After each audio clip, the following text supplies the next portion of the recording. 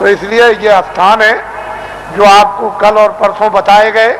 इन स्थानों पर ईश्वर और ब्रह्म और पारब्रह्म और महाकाल पुरुष बैठे हुए हैं। इन्होंने अपने देवी और देवताओं को अपने मतलब ये कारगुजार बड़े बड़े पदाधिकारियों को अपने अपने लोक में इन्होंने स्थापित कर रखा है और वो सब काम करते रहते हैं। जैसे ब्रह्मा विष्णु महादेव और पार्वती लक्ष्मी और सावित्री, और इन्होंने अपने अपने और लोगों को काम दे दिया और आद्या महाशक्ति ने इनको काम दे दिया और निरंजन भगवान ने एक आद्या महाशक्ति का लोक बनाया जिसमें इतना बड़ा लोक है कि मृत्यु लोक से ज्यादा बड़ा स्वर्ग और स्वर्ग से ज्यादा बड़ा वैकुंठ और वैकुंठ से बहुत बड़ा शक्ति लोक।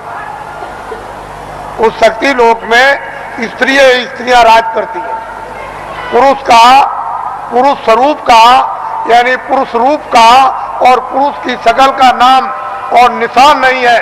वह सारी की सारी स्त्रियों का राज उस मंडल में उसको कौन पार कर सकता है, किसकी सामर्थ्य है। उसके बाद निरंजन भगवान का जो धाम है वो तो मतलब है कितना बड़ा, तो कितना बड़ा। उसके ऊपर फिर माया का देश है, वहां माया ही माया है। वहां पुरुष का कहीं भी नाम निशान उस बड़े इतने बड़े जितने कितने माया के लोग हैं उसमें कहीं भी कोई पुरुष नहीं दिखाई देता। और फिर ब्रह्मधाम, आपको तो ये राज मालूम है। तो इसकी साधना दोनों आंखों के पीछे जो जीवात्मा बैठी है और ऊपर से आवाज आ रही है, लेकिन कान तुम्हारे बंद हो गए और तुम जुग जुग से यानी कितने कल्प बीत गए जब से आए तब से सो गए। कोई तुमको महापुरुष, कोई योगी, कोई सिद्ध पुरुष तुमको जगाने के लिए मनुष्य मंदिर में मिला नहीं कि तुम्हारी जीवात्मा को घाट पर बैठाल के जगा दे। अब ये वक्त और समय आ रहा, हम उस तरह का सब माहौल तैयार किए देते हैं। जब सब चीज तैयार हो जाएगी, खरपतवार जब तैयार हो जाएगा और वो गीला ना हो, सूख जाएगा, तो बस ऐसे माचिस लगाई तो वो 11 रुपये जब माचिस लगेगी तो भक पेट्रोल की तरह से भक आग लग जाएगी। तो जल भून करके तुम्हारे सब सांप भस्म।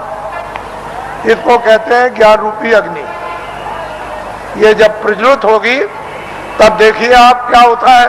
तो हम तो ये वो दिन आपको बताना चाहते हैं कि स्त्रियां भी और पुरुष भी यहीं से बैठकर दिन में काम करेंगे और रोज स्वर्ग में जाएंगे, वैकुंठ में जाएंगे, उधर देवी देवताओं का दर्शन करेंगे और वहां ब्रह्मा विष्णु महादेव उनका भी दर्शन करेंगे और उसके ऊपर भी जाएंगे और रोज लौट करके चले आएंगे और खेती भी करेंगे, दुकान और दफ्तर का भी काम करेंगे और शाम को बच्चों की सेवा और बैठ जाएंगे और फिर निकल जाएंगे।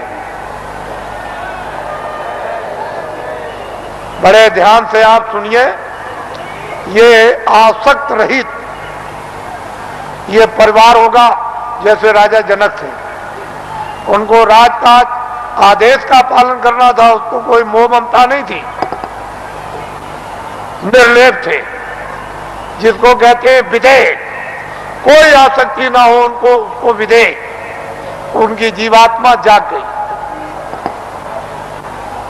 हम उस चीज की आपको तैयारी करके धीरे धीरे उसी तरफ जा रहे हैं। ये तैयारी हो जाए और इतनी प्यास लगेगी कि तुमसे उस समय ये कहा जाएगा कि तुम लोग प्रधानमंत्री बन जाओ, तुम मुख्यमंत्री बन जाओ, ले तुम राजा बन जाओ और तुम ये बन जाओ, तो तुम फौरन फेंकोगे कि हमको नहीं बनना, इसकी जरूरत हमको नहीं, हमसे ये काम नहीं हो सकता। अरे भाई वो चीज तो कुछ और है, तुम यहां मरे जा रहे हो वैसे ही बेमतलब।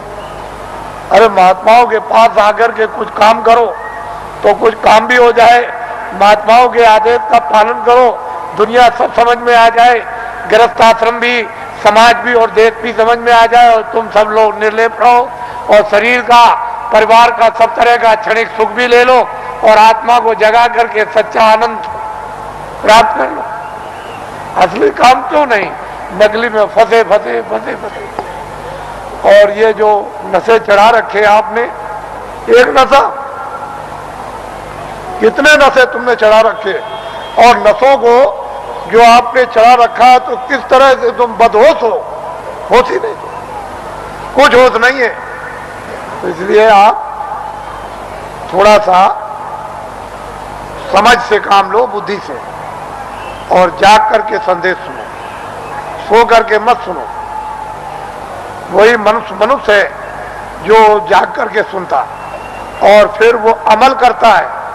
जैसे वस्त्र पहन लिया तो ठंडी दूर हो जाएगी, गर्मी दूर हो जाएगी, बरसात की हवा नहीं लगेगी, लेकिन जब तुम उस वस्त्र का अमल ही नहीं करोगे, वस्त्र पहनोगे नहीं, शील क्षमा संतोष विरय विवेक ये एक वस्त्र है जो पहन लिया जाता है, तो काम क्रोध लोभ मोह अहंकार पता नहीं किधर चले गए।